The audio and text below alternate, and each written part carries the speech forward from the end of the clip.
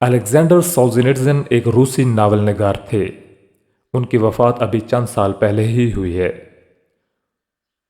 Alexander کو روسی عوام کے دکھوں کا احساس ہوا تو اس نے ان تمام مسائل کو اپنی کہانیوں میں ظاہر کرنا شروع کر دیا۔ اس کا نتیجہ یہ نکلا کہ وہ اپنی رشیا کی کمیونسٹ گورنمنٹ کی نظر میں ایک ناپسندیدہ شخص بن گیا، اور حالات اتنے خراب ہوئے کہ اسے اپنا وطن چھوڑ کر امریکہ میں پناہ لینی پڑی۔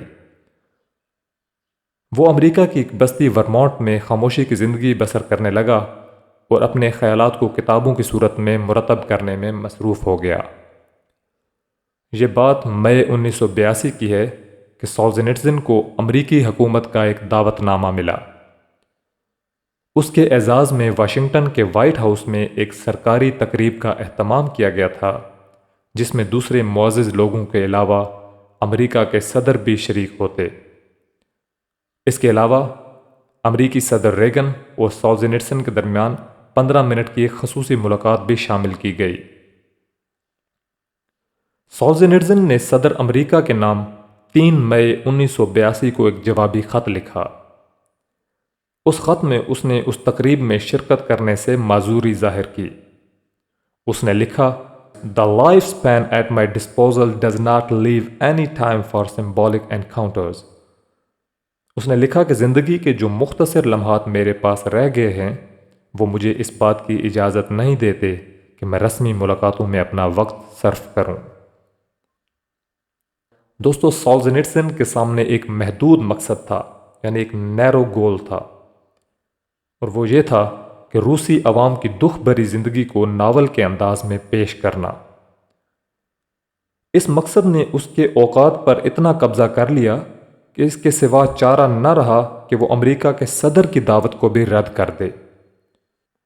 اس سے ہمیں پتہ چلتا ہے کہ آدمی کے سامنے اگر کوئی واضح مقصد ہو تو اس کا یہی حال ہوتا ہے، مگر جب آدمی کی زندگی مقصد سے خالی ہو جائے تو اس کی نظر میں اپنے وقت کی کوئی قیمت نہیں رہتی۔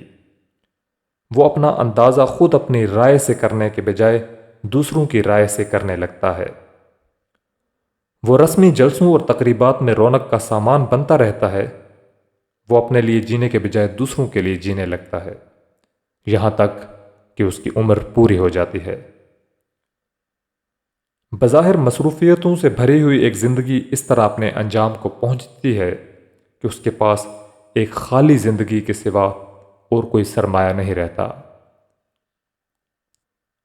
اس چیز کی ضرورت ہمیشہ سے رہی ہے کہ آدمی اپنے مقصد پر فوکس رکھتے ہوئے اپنی زندگی گزارے، لیکن اس وقت جب یہ ہم بات کر رہے ہیں اس کی ضرورت انتہائی زیادہ بڑھ چکی ہے۔ سوشل میڈیا کے اس دور میں بچے سے لے کے جوان سے لے کے بزرگ تک ڈوپامین کو سیٹسفائی کرنے والی ایکٹیویٹیز میں اتنے مصروف ہو چکے ہیں کہ انہیں اپنی زندگی کا احساس ہی نہیں ہو رہا، اور اس کے پیچھے وجہ صرف یہی ہے کہ ہمارے پاس کوئی کلیئر، کوئی نیرو ٹارگٹس، کوئی نیرو گولز نہیں ہیں۔ ہم سب لوگ موبائل کو ہاتھ میں پکڑے اپنے انگوٹھے کے ساتھ ایک کے بعد ایک ویڈیوز کو اور پوسٹ کو سکرول کرتے رہتے ہیں، لیکن اس چیز کا احساس ہمیں نہیں ہوتا کہ جب یہ سکرولنگ ہم کر رہے ہوتے ہیں تو حقیقتاً ہم اپنی زندگی کو سکرول کرتے ہوئے اس کے اختتام کی طرف بڑھ رہے ہوتے ہیں۔